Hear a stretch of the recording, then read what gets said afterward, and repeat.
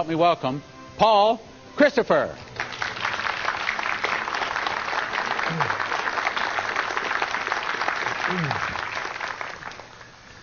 There are three primary movements involved in a satanic strategy with the sole purpose of implementing a divine plan to bring about a one-world order and a new world religion, simultaneously ushering in the emergence of an Aquarian Age Christ.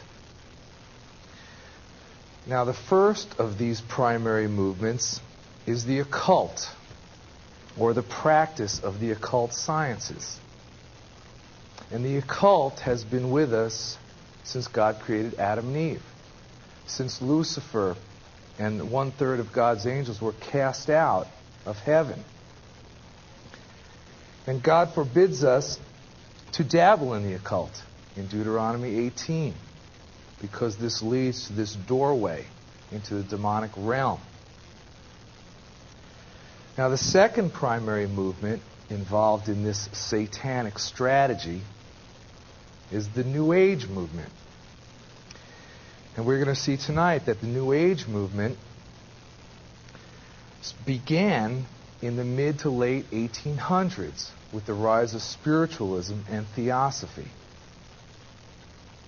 The third primary movement involved in this satanic strategy is the UFO phenomenon. And it seemed to explode in the late 1940s, 1950s. Now, since we have entered the 21st century, these three primary movements have since merged to form an occult trinity of their own. And we are going to see tonight what they are trying to implement.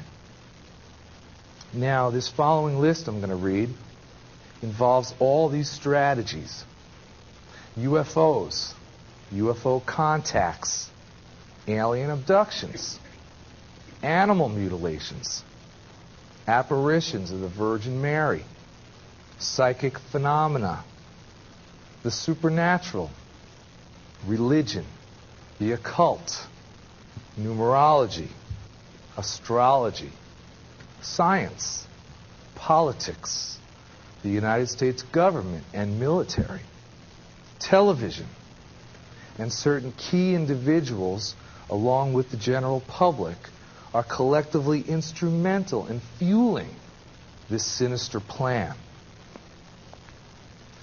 Now, the New Testament of Scripture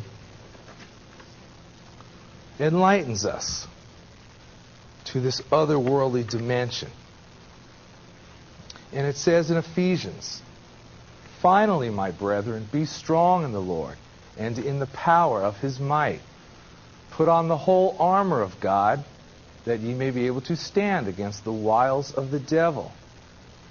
For we wrestle not against flesh and blood, but against principalities, against powers, against the rulers of the darkness of this world, against spiritual wickedness in high places." Now, if we look at these verses a little more closely, we come across this phrase, the wiles of the devil. Now, when I looked up the word wiles in the dictionary, it means sly tricks or deceit, a stratagem, a satanic strategy. And down here, let's see what we're up against. Against the rulers of the darkness of this world. The rulers of this world. Against spiritual wickedness in high places. Now, just take the phrase high places and put that in the back of your mind, because we're going to see how these high places come into play here within the UFO phenomenon. And then we read in Matthew chapter 24, "Then if any man shall say unto you, Lo, here is Christ, or there, believe it not. For there shall arise false Christs and false prophets, and shall show great signs and wonders, insomuch that, if it were possible, they shall deceive the very elect. Behold, I have told you before. Wherefore, if they shall say unto you, Behold, he is in the desert, go not forth. Behold, he is in the secret chambers, believe it not. Now, if we look at these couple of verses a little more closely, we see false Christs. And we will see tonight how there are two false Christs involved in the New Age movement, involved in the UFO phenomenon. Shall show great signs and wonders. There are great signs and wonders going on right now at an alarming rate. We have all sorts of so-called miracles, apparitions of Mary, bleeding statues, UFOs. There's all sorts of paranormal phenomena taking place throughout the world. Now, if we go down here, behold, he is in the desert, go not forth. Well, we're going to see just how the desert comes into play within the UFO phenomenon. Behold, he is in the secret chambers, believe it not. Maybe we'll have some insight into these secret chambers, what they actually are or where they are. Now, since the early 1950s, a period in history when the UFO phenomenon exploded into worldwide events. There were sightings throughout the globe. There were contacts even being claimed. And some of these photos were circulating back then. Some are deemed a hoax, some are unexplainable, but these photos did circulate. They put into our minds that there was extraterrestrial visitors. Now, also during this period of the 1950s, an entity named Ashtar, who claims to be from outer space, began deliberately contacting certain individuals by means of channeling, telepathy, trance mediums, and even Ouija boards. And this entity named Ashtar was offering salvation and an assortment of other amazing things to humankind in the 1950s. Now, Ashtar claims to be orbiting the Earth in a huge spaceship. He ranks himself Commander-in-Chief of the Free Federation of Planets. Sounds like something out of a Star Trek movie. Ashtar has recently written a book, channeled through a New York businessman, titled The New World Order, that focuses on astounding predictions regarding the future of humanity. Now let's look at some Old Testament Bible verses. Judges in particular, we'll start. And the children of Israel did evil in the sight of the Lord, and served Balaam. And they forsook the Lord God of their fathers, which brought them out of the land of Egypt, and followed other gods, the gods of the people that were round about them, and bowed themselves unto them, and provoked the Lord to anger. And they forsook the Lord, and served Baal and Ashtaroth. Now down here in Judges again. And the children of Israel did evil again in the sight of the Lord, and served Balaam and Ashtaroth, and the gods of Syria, the gods of Zidon, the gods of Moab, the gods of the children of Ammon, the gods of the Philistines, and forsook the Lord and served not him. Ashtaroth, and you can see here there were a lot of other gods here.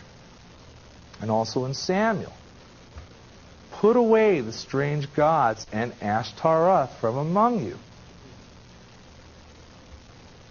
And the children of Israel did put away Balaam and Ashtaroth and served the Lord only. Now, the similarity in the spelling of these two names, Ashtar and Ashtaroth, in my opinion, is not a coincidence. I believe we're dealing with the same entity. So now we have this Ashtar, or Ashtaroth, an Old Testament false deity who is linked to today's UFO phenomenon. Now, we saw in Matthew 24, behold, he is in the desert, go not forth. Well, in the 1950s, certain contactees claimed that they were in contact with some of these extraterrestrials, so-called extraterrestrials. And in 1952, a contactee named George Van Tassel, who died in 1978, claimed that he received telepathic messages from more than 20 of these so-called extraterrestrials, including Ashtar, in the Mojave Desert in California. Behold, he is in the desert, go not forth.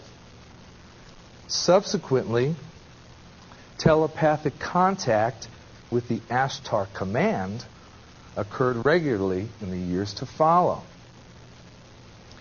Now, the Ashtar Command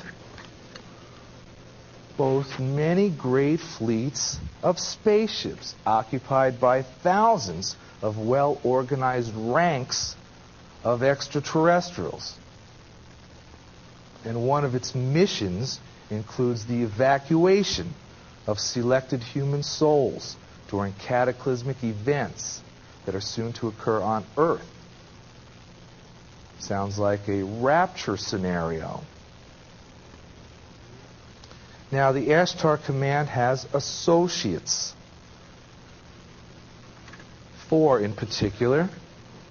And 2 of the associates, or some of the extraterrestrials that are supposedly ranked higher, are Soltec and Munka. And these pictures are circulating the internet or New Age bookstores. 2 other associates involved with the Ashtar Command, or Ashtaroth, are Corton and Athena. Now, that's an interesting name. Athena has been recognized as the ancient Greek goddess, the gods of the Old Testament. Now, Athena claims to be a commander of the starship of Sananda. Okay, well, who is Sananda? Sananda claims to be one of the highest ranked extraterrestrials and is often referred to as the beloved commander-in-chief of the Ashtar Command. However, Sananda's main claim to fame is that he claims to be the historical Jesus Christ. He's also recognized as the Master Jesus. And we're going to see how these masters fit into this UFO scenario. But as you can see, they've taken an historical picture of Jesus Christ that has probably been in thousands of churches throughout the world, and they've attached this name Sananda. So they believe that the historical Jesus Christ is an extraterrestrial. Now, at this present time, and at an alarming rate, Sananda, Ashtar, Ashtaroth, members of the Ashtar Command, and legions of other so-called extraterrestrials are channeling messages regularly through thousands of light workers and other human individuals or groups of individuals who today are devoted to New Age ideologies and UFO organizations. Now, I mentioned the word light workers. If you go to any New Age bookstore, read any New Age book, you'll see this term often. Light workers are New Age disciples devoted to the undertaking of this spiritual assignment on Earth, known as the divine plan, which I mentioned at the beginning of the presentation. This divine plan is a spiritual reorganization of the planet. And we're going to see how they're attempting to do this. Now let's go back to the 1950s once again. And as I said before, the 1950s was a very important decade. UFO sightings were occurring at an alarming rate. Thousands, millions of people around the globe witnessed a variety of objects in the skies. This picture here was taken over Texas. It's known as the Lubbock Lights. It's a famous UFO picture. This was taken in Oregon, Salem, Oregon. And these pictures have been circulating for years, instilling in our minds that maybe we are being visited by so-called extraterrestrials. Now, I mentioned the contactee, George Van Tassel, and his contacts with Ashtar and the Ashtar Command in the Mojave Desert in California. Behold, he is in the desert, go not forth. Well, let me define the word contactee. A contactee is a person who claims to have recurring physical and telepathic contact of a friendly nature with so-called extraterrestrials, as opposed to an abductee. I'm sure we're familiar with the term abductee. People who claim they are taken against their will.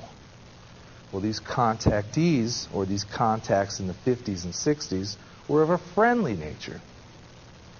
Now, during the 50s, there were other contactees who stepped forward, claiming contact with these supposed extraterrestrials in the Mojave Desert.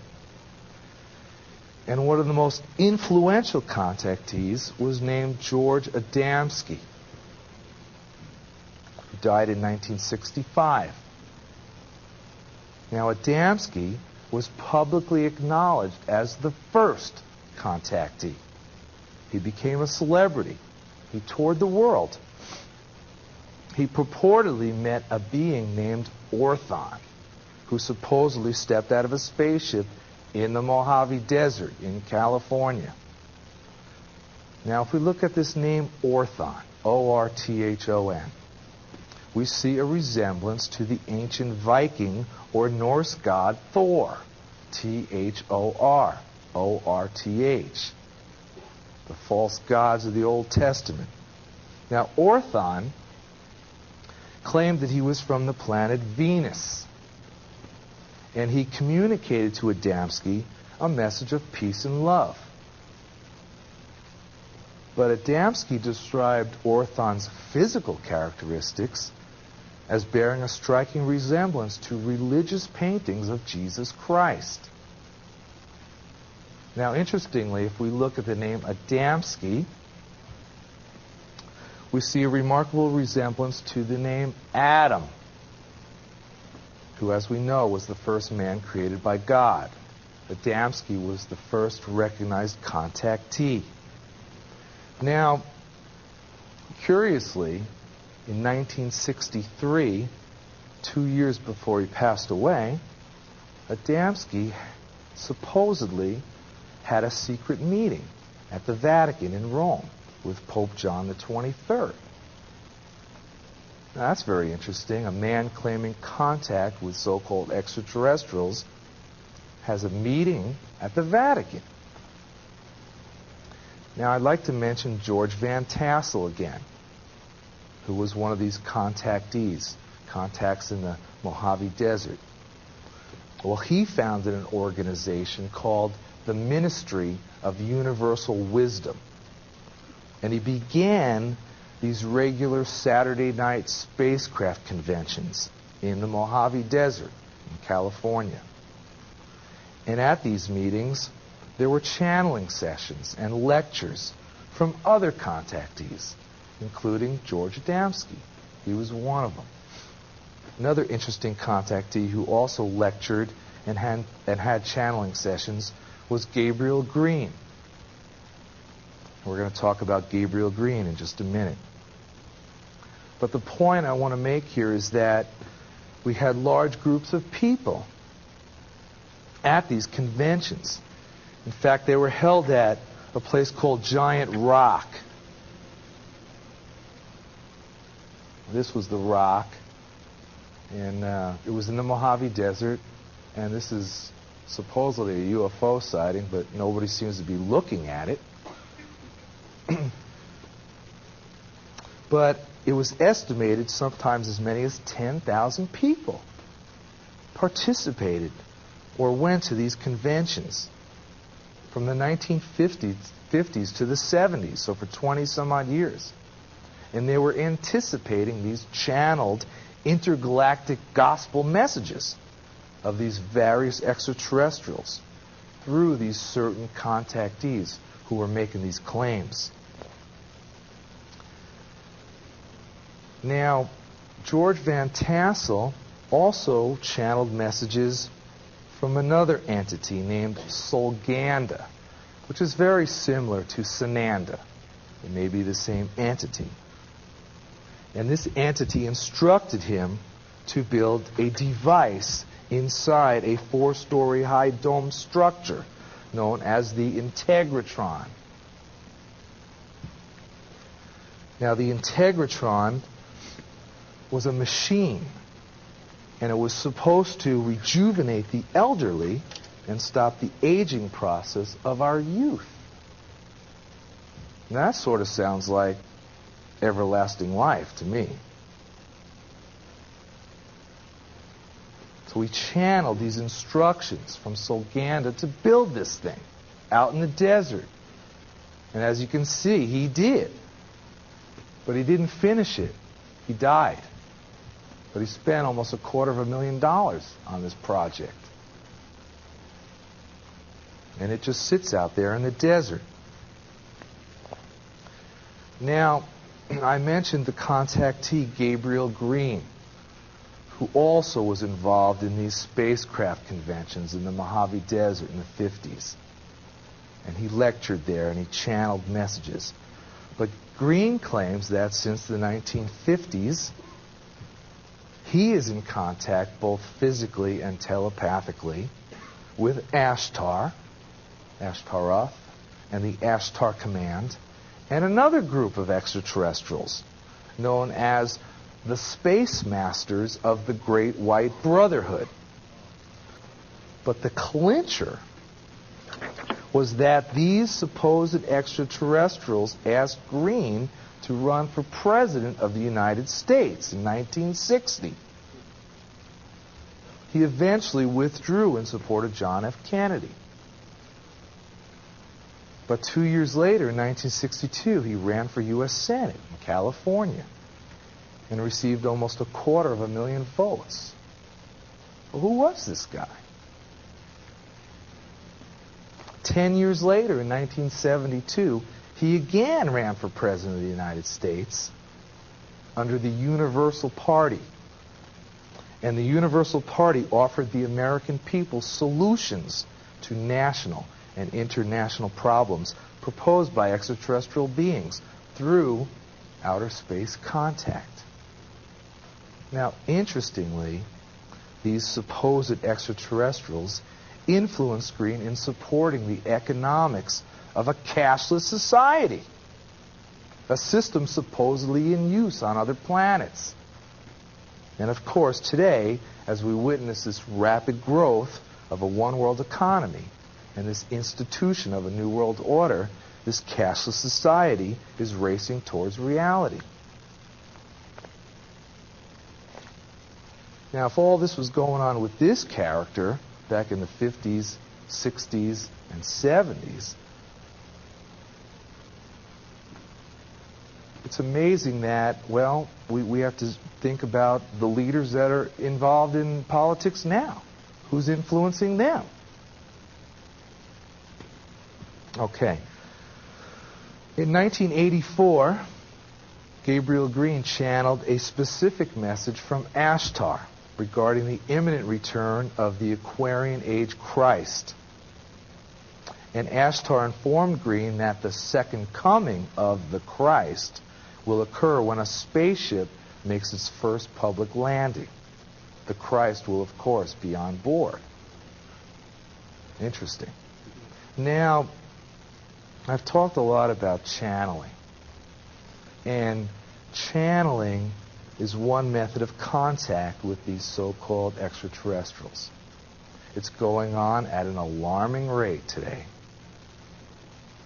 But to fully understand what channeling is, we have to define the three types of channeling. And the first type of channeling is called full body channeling. And it occurs when the soul of the human individual leaves his or her body, and this unseen entity or supposed extraterrestrial literally takes over and possesses. It incarnates the individual's body, utilizing it as its own. Now, this is very similar to demonic possession.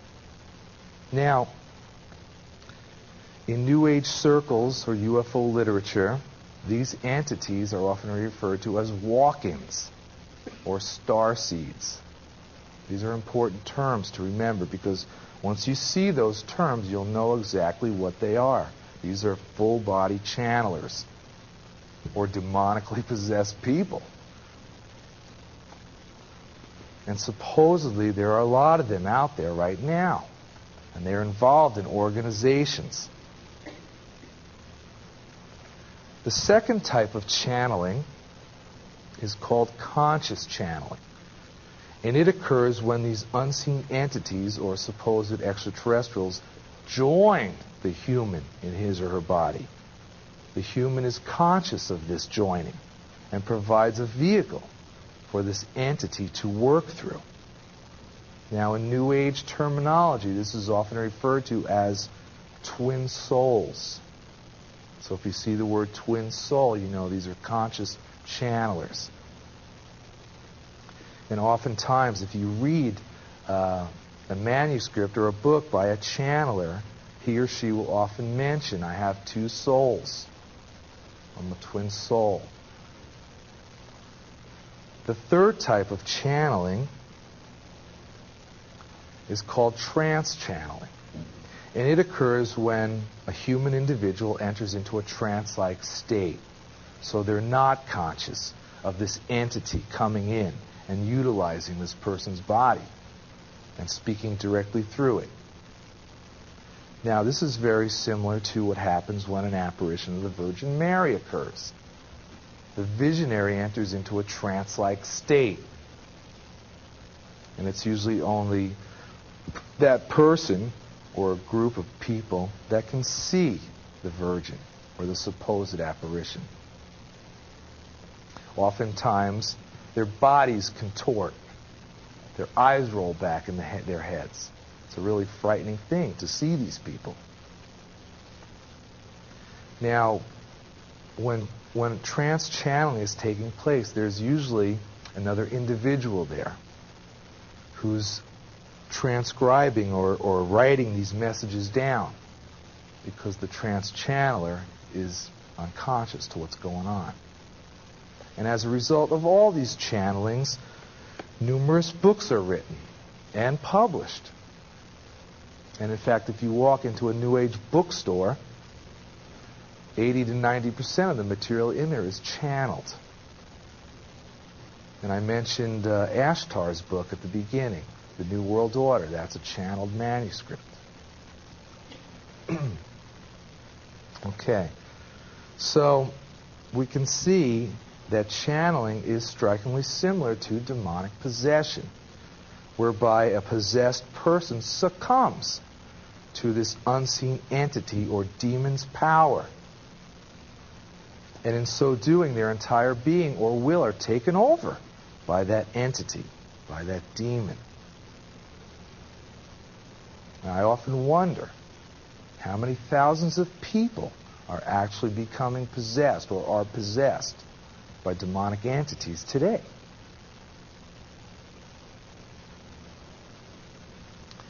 Now, interesting, channeling dates back to the ancient Egyptians and Greeks.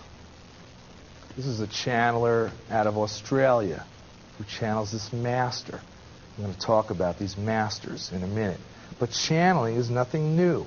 It goes back to the ancient times, the ancient Egyptians, the Greeks, the Chinese, the Babylonians, who channeled communications from these various gods or disembodied spirits. The gods of the Old Testament. That's how they communicated with them. Now, in all likelihood, these same false deities at a scripture are disguising themselves as extraterrestrials, because we live in a technological society. Now, channeling is not the only method to communicate with these supposed beings. Another popular method is called automatic writing. And automatic writing is achieved while an individual is in a trance-like state, similar to trance channeling. But this time the person is holding a pen or pencil in a normal fashion. The ability to write is then imparted to the recipient by some invisible intelligence. Now, automatic writing dates back to the 19th century in Europe, when the planchette, an improved version of the Ouija board, had a pencil attached to the Ouija pointer. So these direct transcriptions of these spiritual messages could be written down onto a piece of paper. Eventually, the planchette was discarded, and this direct communication took place by direct means. They didn't need the Ouija board. They just sat there with a pencil in their hand and started writing. Now today, it's changed once again. Since we have technological achievements and we now have computers, a person sits at the keyboard, and just starts typing away in a trance. Now, I mentioned the Ouija board, and that's another contemporary method used to communicate with these supposed extraterrestrials. And I was amazed when I ventured into a New Age bookstore, and there's plenty of them out there. They're in every major city throughout the world. And I saw a Ouija board at the back table, but it wasn't called a Ouija board. You know what it's called now? An angel board. Now, the Ouija dates back 500 years before Christ. It was an old instrument used by the Chinese to supposedly communicate with their dearly departed. Similar instruments were used by the ancient Romans, the ancient Greeks, who attempted to obtain these revelations from the spirit world. That's exactly what's going on today. Only these entities are disguising themselves as extraterrestrials, or spirit guides, or masters. We're going to see how these masters come into play. So, as Christians, we can see the Ouija board and these similar methods it opens this doorway. This is very dangerous. It opens this doorway into the realm of the demonic. And all these occult meditations that I've mentioned are highly dangerous. Don't ever get involved in any of these things, because they can lead to possession and oppression. In fact, once these entities latch onto an individual, they torment them mentally and physically for years, sometimes till they die. And the only way to rid yourself of this occult meditation and from these demonic entities is through our Lord and Savior, Jesus Christ. That's the only way. So if you know anybody involved in this, please witness to them, because they are in danger. Now, I mentioned earlier this explosion of the UFO phenomenon in the 1950s. And there were sightings, there were photographs. Now, while this was going on, there was also a revival in the occult sciences. People were dabbling in the occult. And occultists believe that they are able to use or control these powers, these supernatural powers that are hidden from them. They usually operate secretly and often disguise these subversive activities. Hence we have secret occult societies. Now we've all heard of these secret occult societies, such as the Freemasons, the Illuminati, the Rosicrucians, Satanists, and even modern-day psychics, channelers, and trance mediums, who summon these supernatural beings are attempting to use and control their powers. But in actuality, the powers of these supernatural beings end up controlling them. Now, by dabbling in the occult during this time, through the 50s, 60s, 70s, 80s, these decades, they've evoked these supernatural entities, these gods of the Old Testament, these beloved space brothers from outer space, these demonic beings. So, now as a direct result of this occult revival, and also this contact with these supposed ETs, over the past 50 years, a new religious movement has emerged, known as the New Age movement. And an integral part of this New Age movement is the undertaking of this spiritual assignment, known as the divine plan. Now, as we can see, in all likelihood, this extraterrestrial appearance is a costume. It's a smokescreen. But thousands of people are being deceived. Now, as Christians, we can recognize this smokescreen because the Bible tells us, beware of the wiles of the devil. Satan can disguise himself as an angel of light. And his demons can be ministers of righteousness. We know that. But a lot of people are being deceived. They're being deceived because they've been conditioned to think that these craft and these entities are benevolent or extraterrestrial. And in fact, over the years, through the contacts, they claim they will save the planet when these cataclysmic changes will come upon the earth. Many feel they will be rescued and taken to another planet.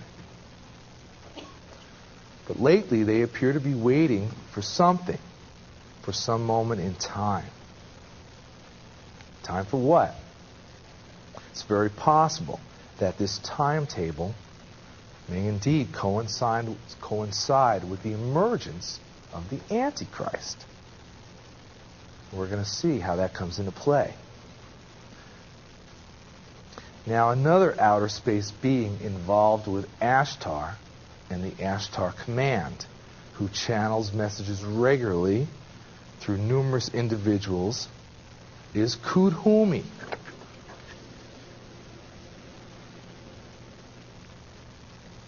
He's often called the world teacher.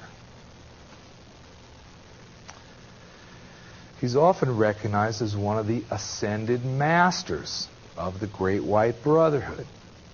Now, earlier I spoke about Gabriel Green and his contacts with the space masters of the Great White Brotherhood. These are the same entities. And there's a group of them. Now, Kudhumi, along with other ascended masters of the Great White Brotherhood, in cooperation with Ashtar and the Ashtar Command and various other extraterrestrials, they are the initiators of this divine plan, this spiritual reorganization of the planet and its mission that is being carried out by these New Age disciples today. Now, the origin of these ascended masters and their connection with present-day New Age teachings goes back more than 100 years. And I mentioned at the beginning of the presentation that the New Age movement actually was started because of events that took place in the mid to late 1800s. And at this time, 3 women arose: Helena Blavatsky, Annie Besant, Alice Bailey. They played the part of an occult female trinity, and they claimed to be in contact both physically and telepathically with these ascended masters of the Great White Brotherhood, who claimed residence on the planet Venus, like Adamski's extraterrestrial friend Orthon also claimed residence on Venus. There were higher masters, and they were called the Lords of the Flame. A group of lower masters, known as the Lords of the Seven Rays, was in direct contact with these 3 women. Now, the revelations received by Blavatsky, Besant, and Bailey have since guided the course of today's New Age movement. These 3 women were so influential on this entire New Age movement. Events that were going back to the late 1800s. Now, Blavatsky founded the Theosophical Society in 1875 in New York as a direct result of these communications from Master Kudhumi. In fact, she claimed that in 1868 she met Kudhumi face to face.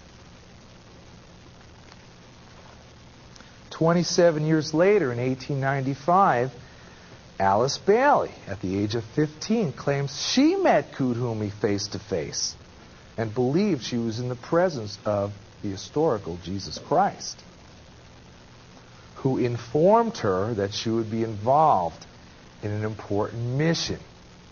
And indeed, she was involved in an important mission because she eventually channeled 19 books from these ascended masters, most of which came through Jwal Khul.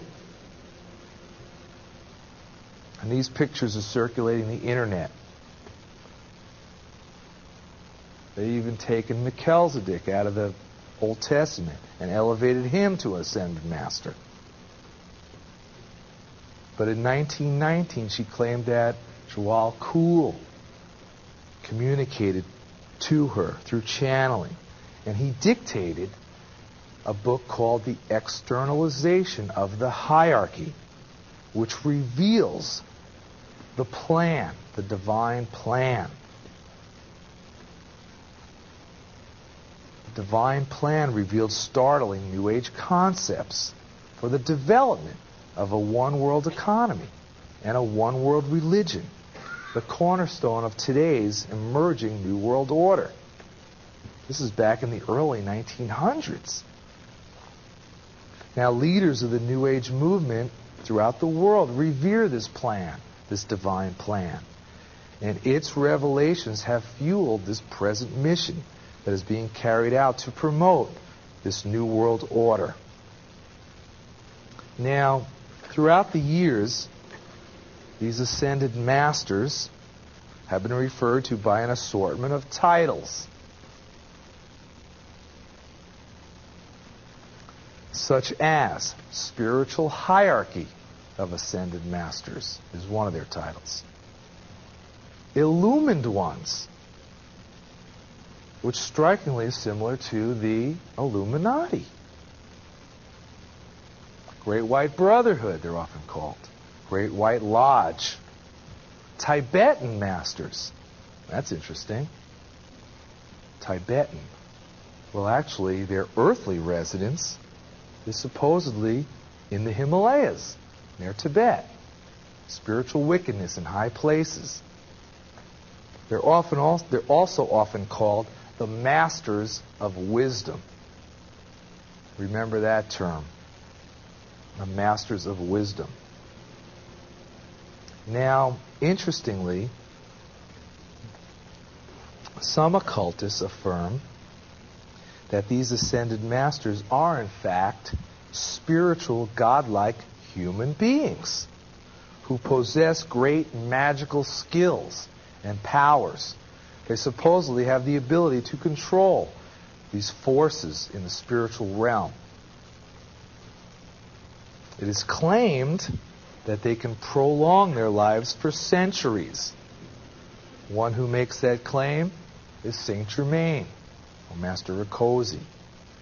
They can prolong their lives for centuries. That sounds similar to a vampire. And when they prolong their lives for centuries, they are supposedly forever guiding humanity's destiny by influencing key people on Earth. And that's what they're doing. Alice Bailey is a prime example. Now, in 1948, 1 year prior to her death, Alice Bailey channeled a manuscript, another manuscript, titled The Reappearance of the Christ. The Reappearance. Which revealed that the time for the Christ to appear was indeed approaching. This is 1948.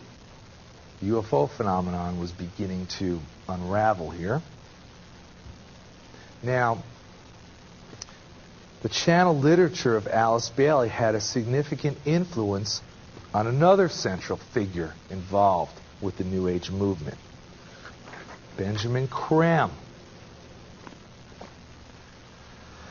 Now, back in the 1950s, and again, I bring up the fact that this UFO phenomenon was exploding at this time, during this decade. Well, Benjamin Creme read George Adamski's book, Flying Saucers Have Landed. Remember George Adamski, first contactee, publicly recognized contactee. And Creme was intrigued with Adamski's claims of this contact with these so-called extraterrestrials. Soon after he read Adamski's book, Creme joined George King's Aetherius Society, a London-based flying saucer contactee organization. Now, King was an occultist, but he claimed to be in contact with the ascended masters of the Great White Brotherhood, who he believed were a group of extraterrestrial beings. In fact, he was in contact through channeling with Master Jesus, one of these ascended masters, or Sananda, who he believed was the historical Jesus Christ. And in 1958, he received a prophetic message regarding the emergence of a great avatar, a cosmic master with great magical powers who will arrive on the earth in a spaceship.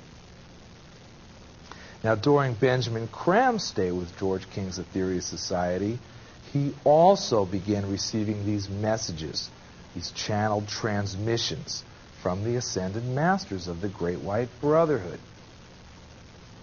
He eventually left the Aetherius Society, and the ascended masters informed him of the reappearance of their leader.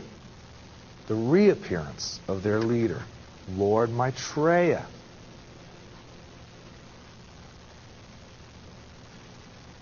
Maitreya informed Creme that he could be a principal factor in his quote-unquote second coming, if he so desired.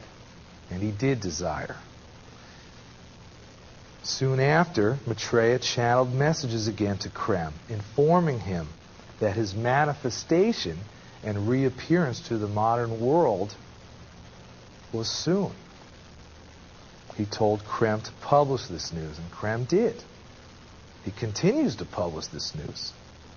In 1977, these channeled messages from Maitreya to Creme revealed that his manifestation, Maitreya's manifestation, was complete. So he was a spirit entity, and he supposedly manifested into human form. He claims that he descended from this mystical Tibetan kingdom named Shambhala, or Shambhala, which is located somewhere in the Himalaya mountains, the supposed residence of these ascended masters on Earth, when they're on Earth. When he descended from Shambhala, he resided in London, England, and he claims to reside there today. Now, After this manifestation was complete, he instructed Krem to proclaim this. Krem lectured throughout Europe and North America, proclaiming that Maitreya was indeed manifested on the earth. Now, not long afterwards, in April 1982, a newspaper ad appeared declaring that Christ is now here. And this circulated through almost every major newspaper in the world. This declaration intended to inform humanity that the Christ would appear within the next 2 months. Evidently, however, this spectacular appearance never occurred. Now, if we read under here, who is the Christ, we can gain insight into what is going on here. And I'll read it to you. Throughout history, humanity's evolution has been guided by a group of enlightened men, the masters of wisdom, the ascended masters. They have remained largely in the remote desert and mountain places. Behold, he is in the desert, go not forth. Spiritual wickedness in high places. The Bible warns us.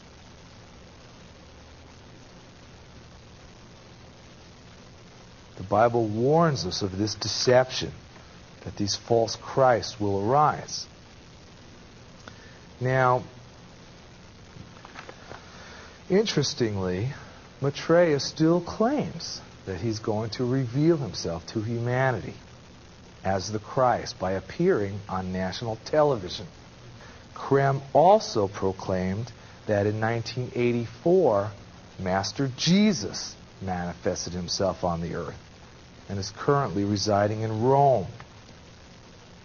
And like Maitreya, he's waiting for this right moment in time to emerge or publicly reveal himself. And once he emerges, he will attempt to unite the religions of the Eastern and Western hemispheres into a one unified religion. Now, at this point, I'd like to clarify this Master Jesus and Lord Maitreya. They're actually two entities, two separate entities. And I mentioned at the beginning of the presentation the false Christ, that there would be two false Christs. Now, what these people or this New Age movement believes is that Maitreya manifested himself on the earth 2,000 years ago. That's why I keep saying reappearance. And that the historical Jesus Christ body was merely a vehicle for the Lord Maitreya's spirit.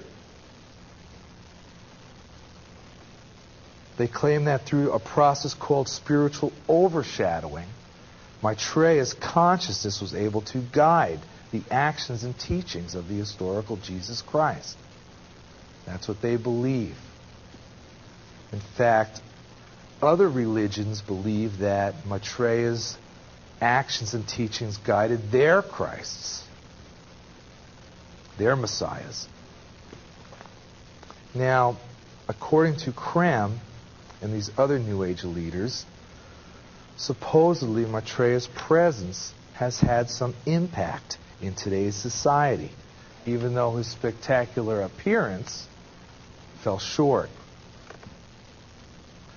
For example, in August of 1987, and that's a very important time period in history, a lot of events occurred in August of 1987. And at this time, Krem announced that there would be these significant changes in international political structures. So what has happened since August of 1987? Has there been any changes? Yes. We've seen, one, the breakup of the Soviet Union, or the supposed breakup of the Soviet Union. We've seen the Berlin Wall come down. The unification of Germany, that's a major political event. We've seen a formation of a democratic government in South Africa. We've also seen, frighteningly, the rise of the United Nations, who appear to be an organization that wants to rule the world. We've also seen, frighteningly, the rise of the United Nations, who appear to be an organization that wants to rule the world. Now, Lord Maitreya, who claims the title World Teacher, is often recognized by another name, Sanat Kumara. Now, Alice Bailey and Helena Blavatsky both claimed that Sanat Kumara was the supreme deity of these lords of the flame, these higher ascended masters who resided on the planet Venus. Another title of Sanat Kumara is Lord of this world. And at this present time, these New Age leaders are proclaiming Sanat Kumara or Maitreya as the Christ. Now, if we look at this name Sanat, which closely resembles Sananda, but if you rearrange the letters, it spells Satan.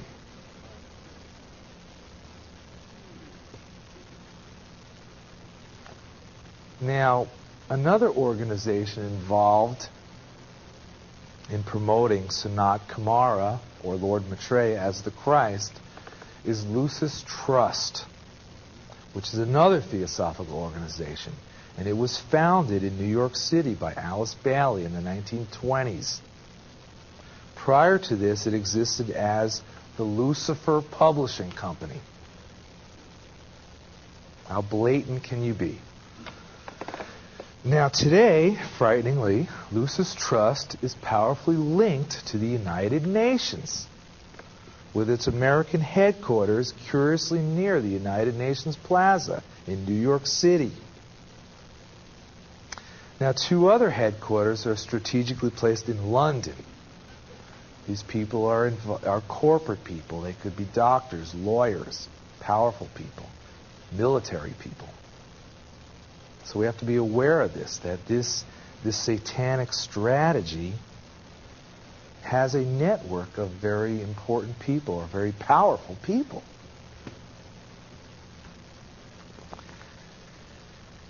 And Lucis Trust and all these subsidiaries of Lucis Trust were conceived by Alice Bailey as a direct result of these contacts with these ascended masters, the illumined ones, the Illuminati maybe.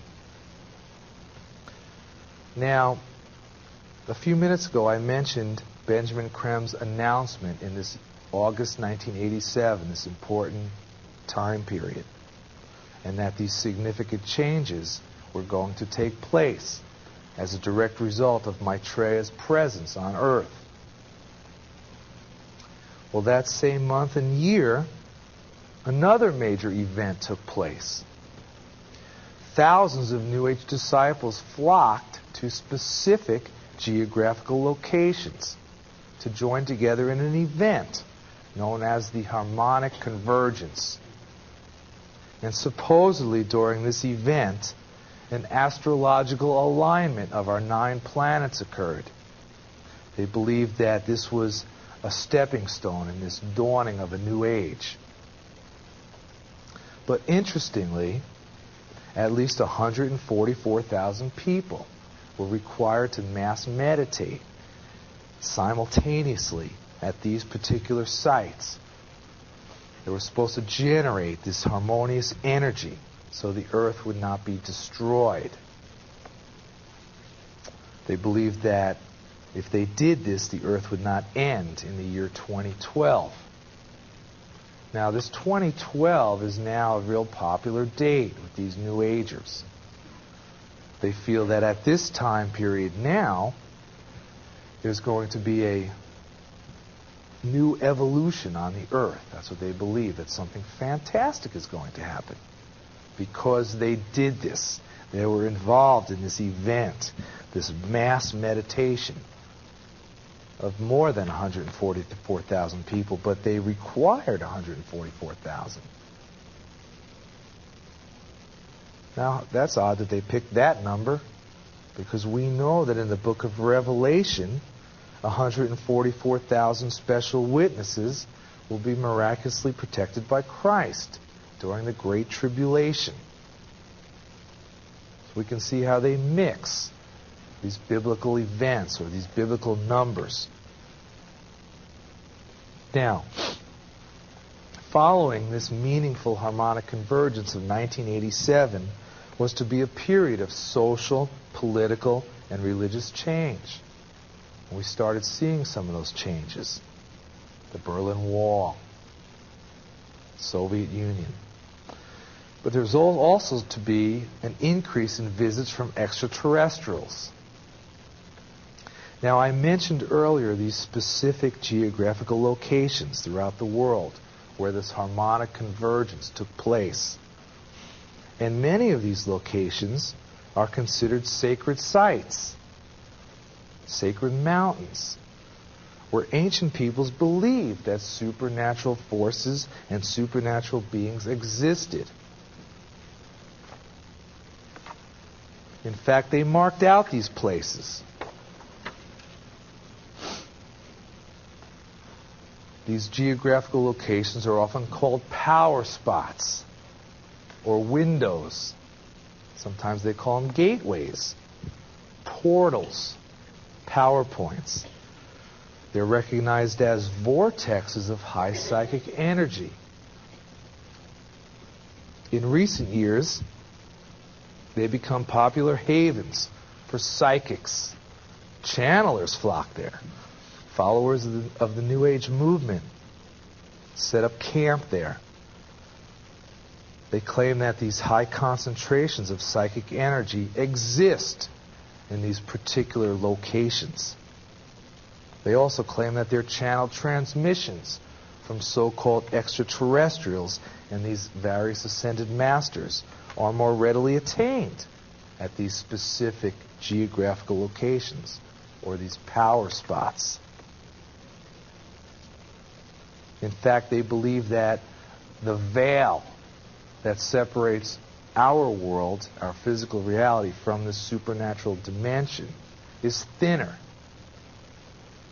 And their channeling comes through easier. And it's true.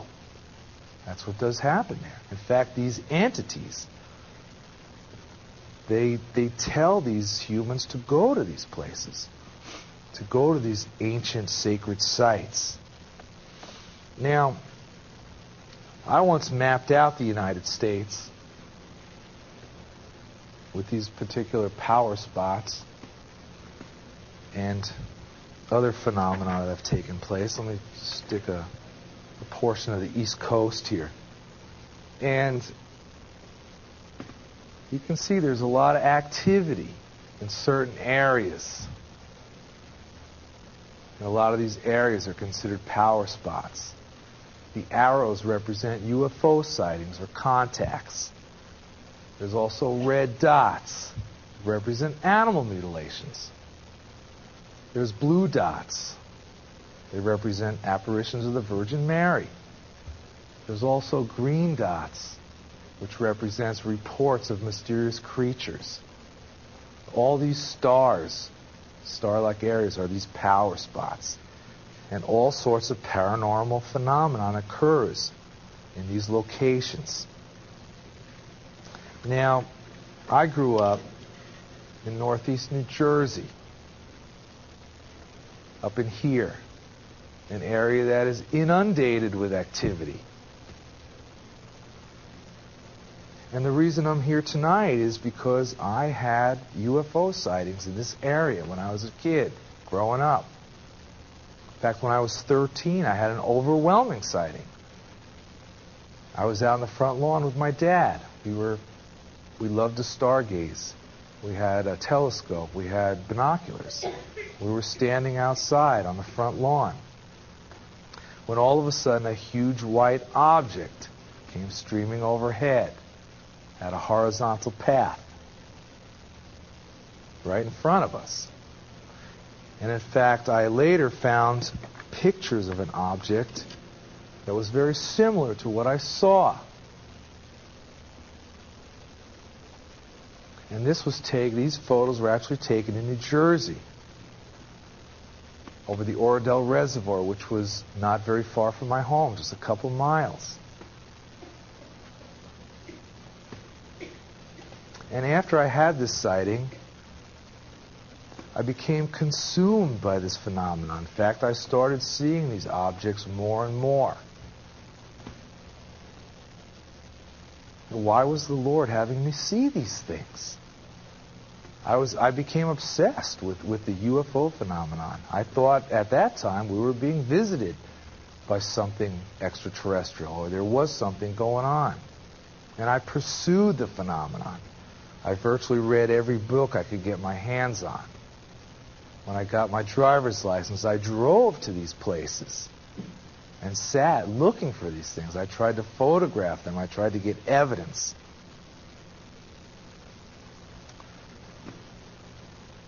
And reading some of these books, and one book in particular, a book by John Keel titled UFOs, Operation Trojan Horse, he attributed a lot of UFO sightings to certain areas, certain geographical locations, that he believed magnetic deviations existed in the Earth. I thought this was very interesting. So I pursued that. I wrote to Washington, D.C. and bought maps, aeromagnetic maps of New Jersey. And this particular map was of a reservoir where I found out there was a lot of sightings occurring in this particular location. It was about 40 miles from my home. And in blue is the outline of the reservoir. And there was only one road that went over the reservoir. I usually parked right in here, so I had a good view over the whole reservoir. But I was there so often, the police eventually kicked me out. They didn't want me parking there. In fact, the curve in the road there was called Dead Man's Curve. They didn't want me parking there. But when I bought these maps, I outlined the deviation in the Earth's magnetic field, and that's this red mark, these red marks. So there was something to this. In fact, I bought other maps of New Jersey and found that there were these deviations in the Earth's field, the magnetic field. Now, interestingly, like I said before, other paranormal phenomena occur in these areas, not just UFO sightings. We have mysterious creatures often seen in these areas. We have physical and telepathic communications taking place with these ascended masters, with supposed extraterrestrials. We have animal mutilations. We even have apparitions of the Virgin Mary.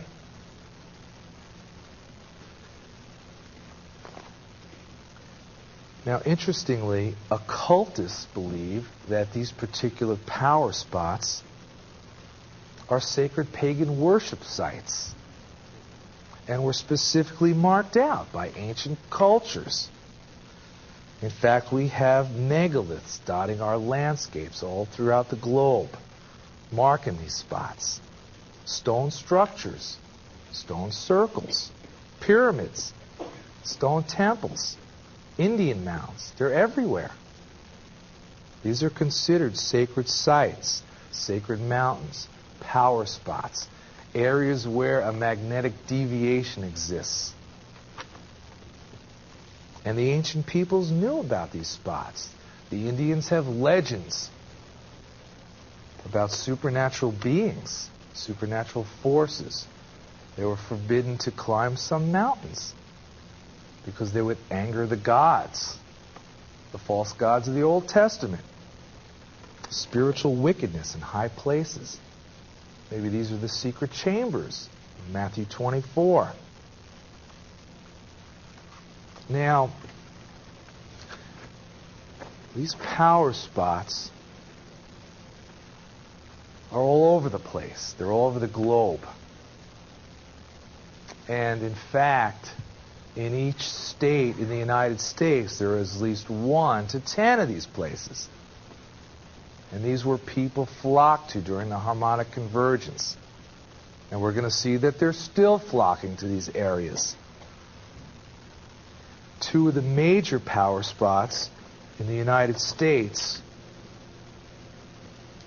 are Sedona, Arizona, and Mount Shasta, California.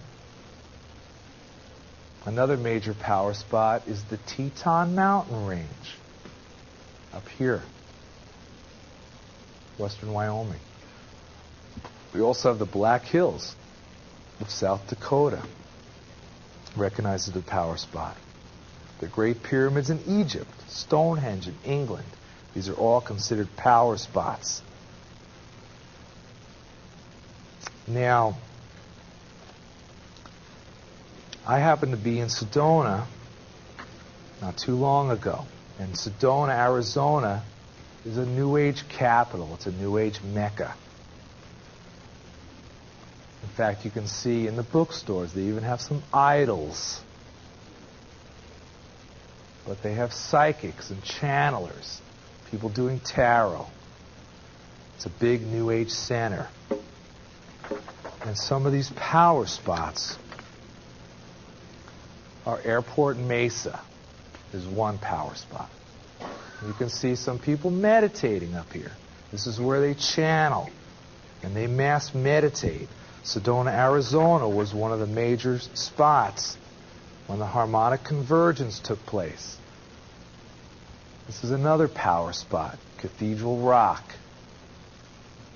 Notice these are high places. And another power spot is Bell Rock, another high place. People conglomerate to these areas. They believe this is a vortex, a doorway into this other realm, this supernatural realm where they can communicate. They can contact these entities. Now, while I happened to be over Sedona that day, I noticed some contrail activity. Some of you might be familiar with the contrails that people claim are not normal contrails. A normal contrail consists of ice crystals or particles forming in the sky. But there are other contrails occurring that don't appear to be normal, where these jets are flying over and appear to be spraying something, maybe a chemical, in the sky. And there was a New Age expo going on during this day, so a lot of people were in this area. But they weren't noticing these contrails. I noticed them. And interestingly, after these contrails took place, that's what the sky looked like. It was cloudy. Now, I've lived in Arizona for quite some time. It's hardly ever cloudy in Arizona. It's always a blue, blue sky. So why were these jets flying over in these patterns? So why are they cloudy? And maybe they're putting chemicals in the sky. It's very possible that this is the case because a lot of people are getting sick. They're complaining upper respiratory problems.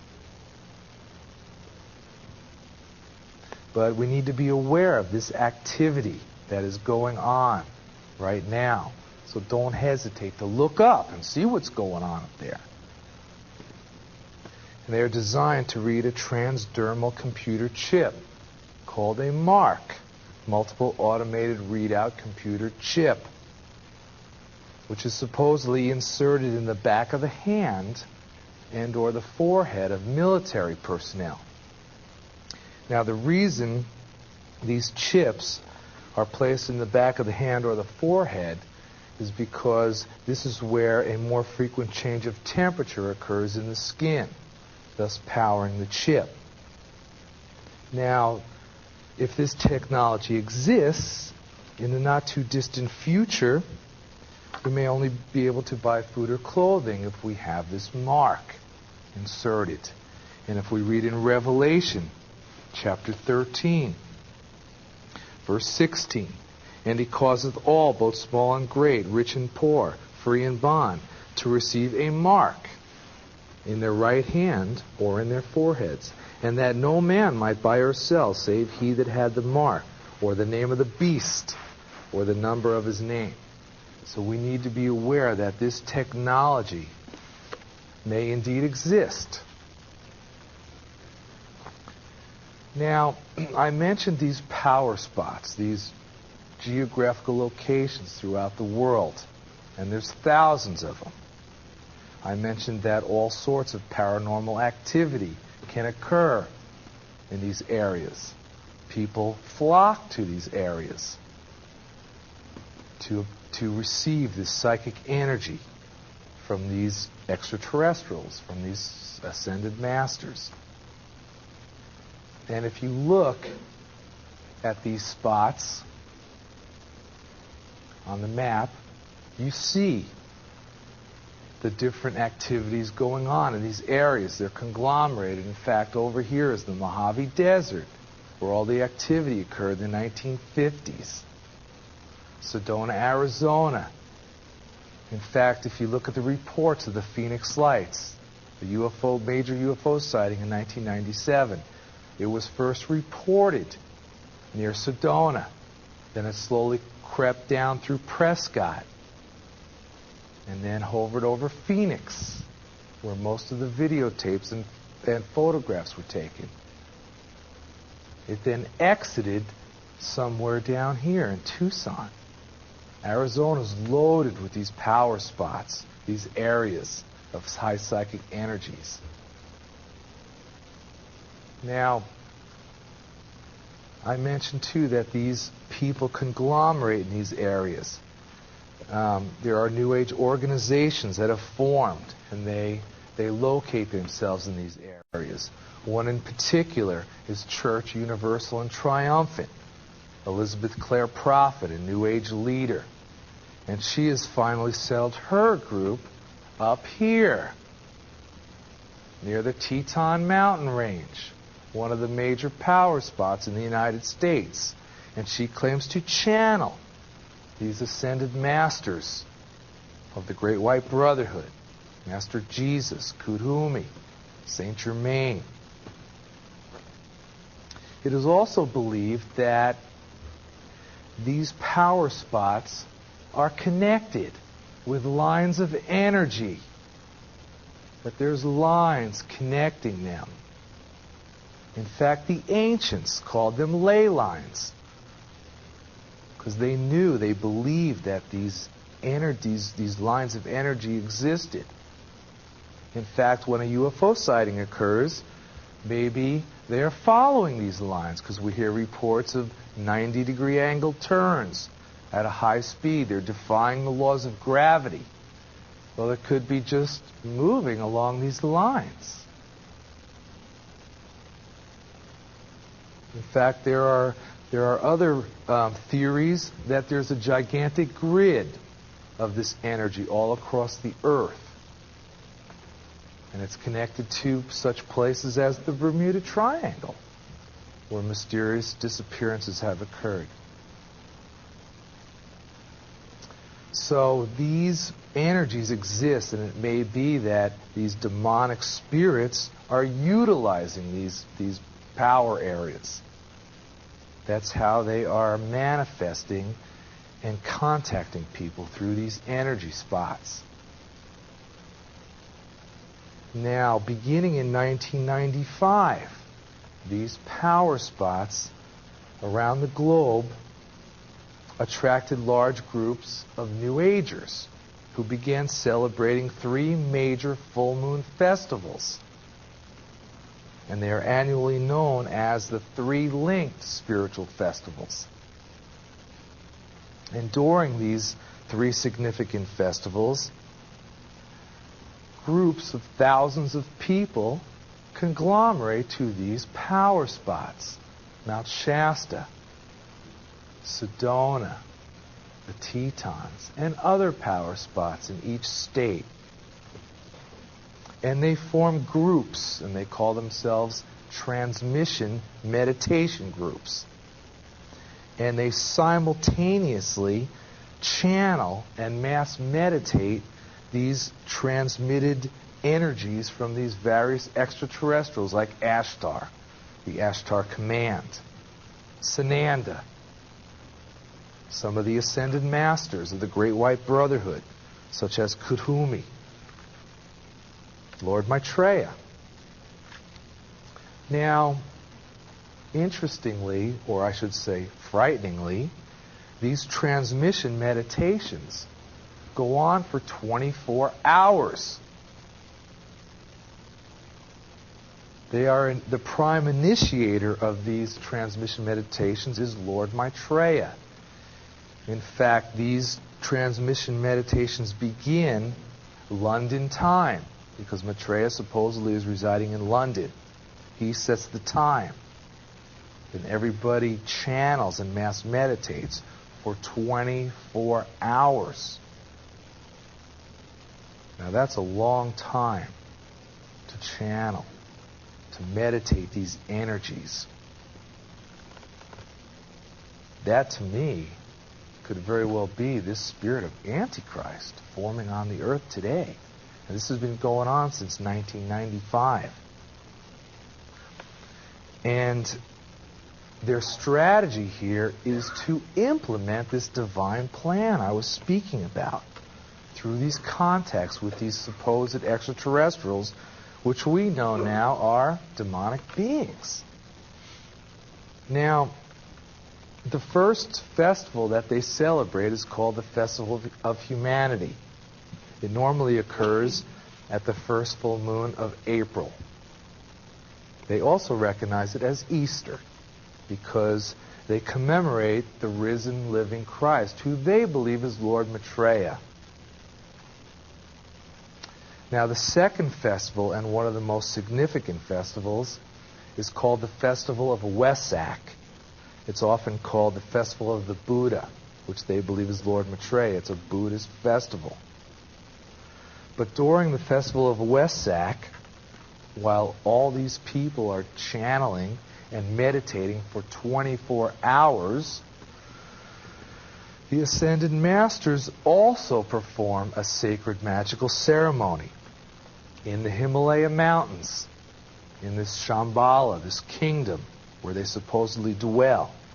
And the purpose of this ritual during Wesak is to invoke Lord Maitreya, or the Buddha, so that his physical and spiritual presence can influence our world's political and social systems. This is what they are doing. And we need to be aware of this as Christians.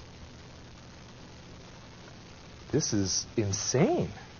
It's insanity. What is happening to these people's bodies while they are transmitting these energies? In all likelihood, they're becoming possessed, number one. Their minds could be being manipulated also. Something could be happening to their minds. Now, the third festival, which occurs at these power spots, and it usually falls in the month of June, at the full moon of June. These are full moon festivals. It's called the Festival of the Christ, or World Invocation Day. And what these people do is they recite simultaneously the great invocation, which is now considered a world prayer. And this great invocation was given to Alice Bailey by the Ascended Masters. She channeled this prayer. And we can see right here the purpose which the Masters know and serve. The Masters, the Ascended Masters of the Great White Brotherhood I spoke about. And down here, restore the plan on earth, the divine plan. This is what they are trying to accomplish right now. This is often referred to as the Christ consciousness. So they are mass meditating and reciting this prayer for 24 hours. That's a long time. Well, according to these New Age leaders, they believe that these three linked spiritual festivals form the cornerstone of today's emerging New World Order. This worldwide religion based on the invocation or conjuration of these ascended masters and numerous extraterrestrials. This is the plan. And they are performing it right now. They're involved in this. Now, interestingly, these transmission meditations take place on these specific dates on the calendar year, at certain times of the day. They're carried out at these specific geographical locations across the globe, recognized as power spots. And as we've seen before, a lot of other activity occurs at these power spots. Animal mutilations, UFO sightings, mysterious creatures. They also celebrate other festivals. 9 minor moon festivals, full moon festivals, during the other months of the year. They have solar festivals, which coincides with the equinoxes and the solstices. So there's all sorts of festivals going on where these people conglomerate at these power spots. And they mass meditate for 24 hours. But it's interesting that if you look at witchcraft and Satanism, they also celebrate similar festivals at these times, especially dealing with the equinoxes and the solstices. And earlier I mentioned Stonehenge and these power spots. And if you read anything on Stonehenge, you find information that the Druids were involved in building this area, and that they had sacrifices there during the solstices, during the equinoxes. And they were attempting to conjure these entities into our reality through blood sacrifices. In fact, they often needed a human or animal sacrifice to evoke these spirits or these demons. Blood is an essential ingredient during these magical ceremonies. They usually drink the blood of the victim, or they spread it all over their body. So we have to be aware of these festivals that are going on, that they are ushering in this spirit of Antichrist. They are setting up Satan's kingdom right now. So what else happened in 1987? I know that was an important date, and I mentioned that earlier. A lot happened. That was a pivotal time period. The harmonic convergence is what started all this meditation, this mass meditation. But something else occurred in 1987. And we saw Whitley Strieber's book Communion hit the markets. And Strieber claimed that he was abducted by these alien creatures, and bizarre things happened to him.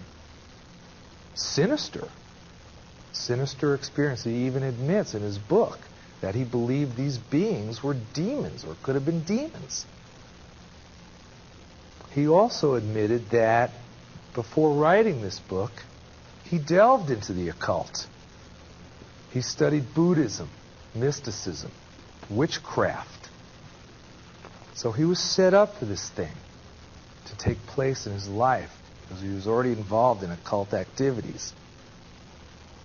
But after this book came out, and this actually renewed the public's interest in the UFO phenomenon at this time. But other claims of alien abductions emerged. Thousands of people claimed that they were having similar experiences with abductions, being taken against their will into spaceships. Weird things were going on, medical experiments. sexual activity. They often claimed that a light would come through their bedroom window, and they would see figures in this light. And oftentimes, they claimed that they saw animals in this light. Wolves, monkeys, owls. Even Whitley Strieber claimed that he saw an owl in this light. Others reported seeing angels or devils in this light. Then these animals or spiritual beings turned into these gray, humanoid, alien beings. Now, interestingly, if you study the Middle Ages, the practice of demonology was prevalent during this time. In fact, ancient families regularly practiced magic with the intention of conjuring these demons. In fact, these ancient families, in all likelihood, are the ones involved in these occult secret societies, the Freemasons, the Illuminati. And oftentimes, or what occurred when they conjured these demons, is they attached these demons to their children. So demonology became generational, and it always has been generational. But we can see evidence of this during the Middle Ages. Members of the same family are inhabited by demons for generations. This is what went on. These demons even had distinct names, and they manifested into different physical forms. Here's some of the forms that they manifested into.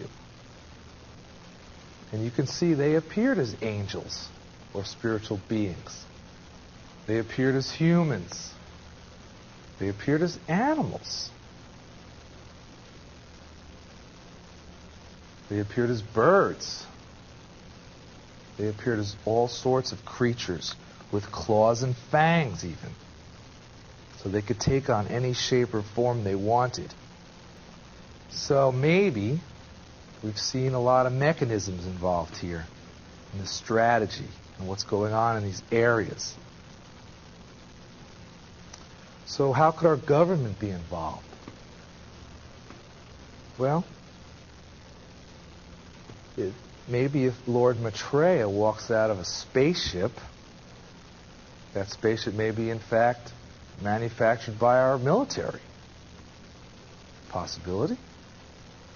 Also, the late Dr. Malachi Martin, who performed thousands of exorcisms. He was a Catholic priest.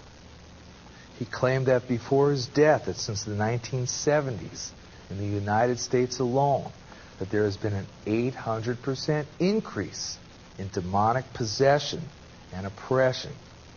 That's a very high statistic. Now, I talked about demonology and it being generational, that they attach these demons to family members. In fact, the children were involved in satanic rituals at a very early age. Well, within the abduction phenomenon, the pattern that so often emerges is a parent is abducted and his or her child is then abducted. So what's going on with these abductees? And there claim to be thousands of them. Well, it's very possible that, in all likelihood, these people are becoming sleepers, that their mind is being programmed, and that they can be triggered at any time by anything, a TV commercial, a phone call. They can be triggered to do something. And they won't know what they're doing because they enter into another personality. So what's frightening to me is there could be thousands of sleepers out there who can be triggered. They might be triggered by our government. These abductions are focused on children. These abductions are focused on children. And children are being attacked by these forces, or being targeted by these forces. And if we look at the Columbine High School shooting, these kids were into the occult. They were into Hitler. And in fact, Hitler studied Madame Blavatsky, Theosophy. And he openly admitted that he was the Antichrist. We can see how these forces are at work throughout history. During an abduction or contact experience, the aliens sometimes place black hoods over their own heads. Well, that's often done in witchcraft, Satanism.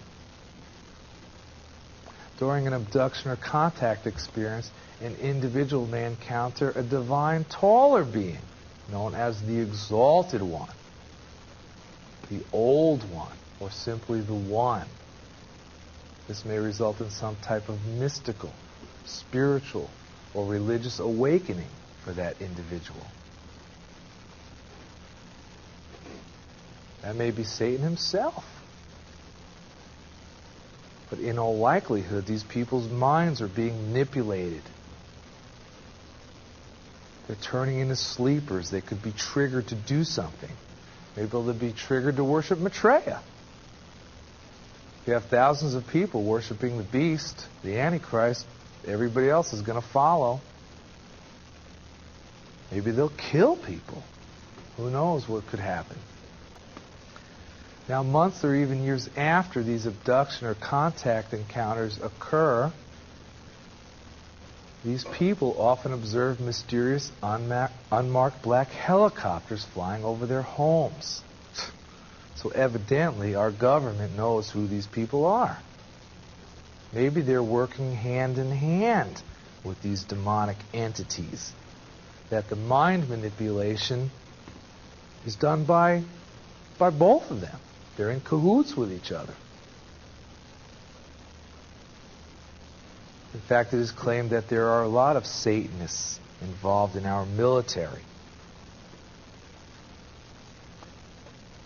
I interviewed a lady involved with mind control who claimed that both her parents were Satanists. They were both involved in the military. In fact, her mother had top secret clearance. She claimed that the government knows who these families are,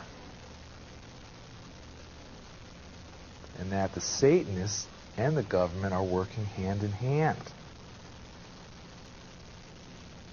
Well, it sounds like Satan here is trying to imitate Christ. That this kingdom is forming. That the transmission meditation groups are inviting this energy in. They're the workers. They're the bees. They're evoking these entities into our reality, thinking that they are benevolent extraterrestrials. But we've seen that they're not. They're the false deities of the Old Testament. And their deceptive, masterminded mission is taking place at this very time. We've been conditioned over the years to believe that UFOs are extraterrestrial through television, movies, the internet. People are accepting this fact as real, as the truth, when in reality that's not the truth. I've studied this phenomenon. I've seen its workings. It's very deceptive.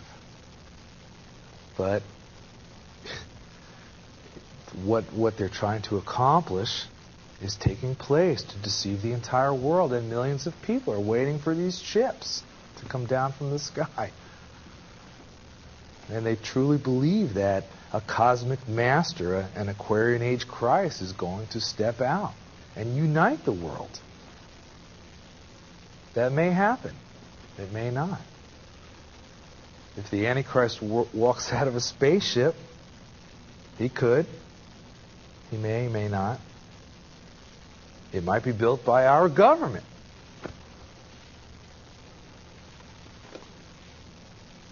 Now, with all these events going on, with these UFO sightings, these these apparitions, so-called contact with these extraterrestrials, these ascended masters, mysterious human and animal mutilations. These are all going on.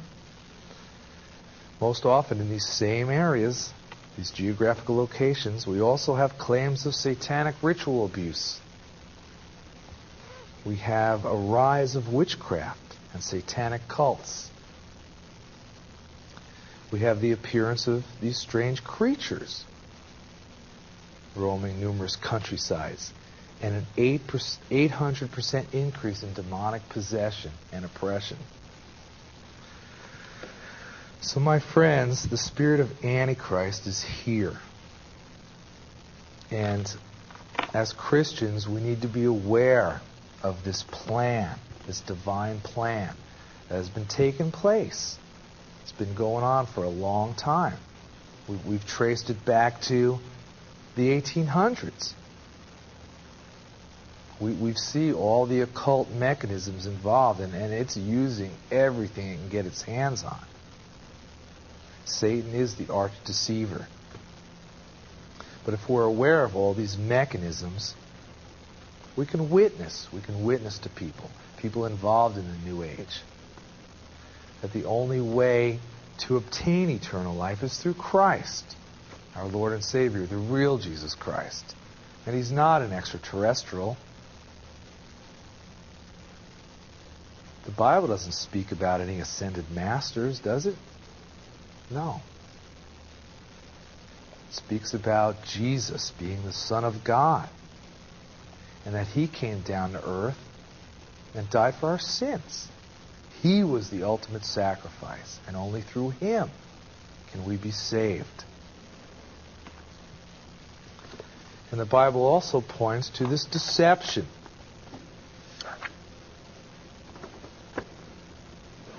And we read in Timothy, "Now the Spirit speaketh expressly, that in the latter times some shall depart from the faith, giving heed to seducing spirits and doctrines of devils."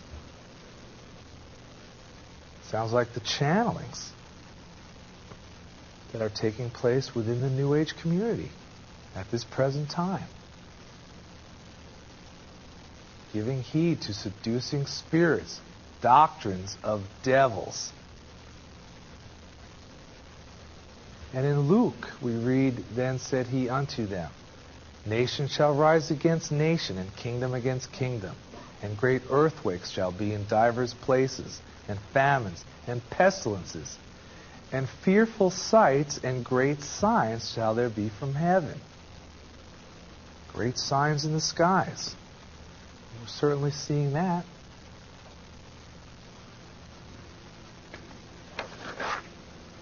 And in 2 Corinthians, "For such are false apostles, deceitful workers, transforming themselves into the apostles of Christ. And no marvel, for Satan himself is transformed into an angel of light. Therefore it is no great thing if his ministers also be transformed, as the ministers of righteousness, whose end shall be according to their works." The Bible exposes these ascended masters. He's exposing Satan, that Satan's appearing as good, appearing as an angel of light. So we know through Scripture that Satan will be ultimately defeated. That this plan of deception may work for a short time, but in the end, Jesus Christ will come and take His true people back to heaven, where we will live with Him forever and ever. Thank you.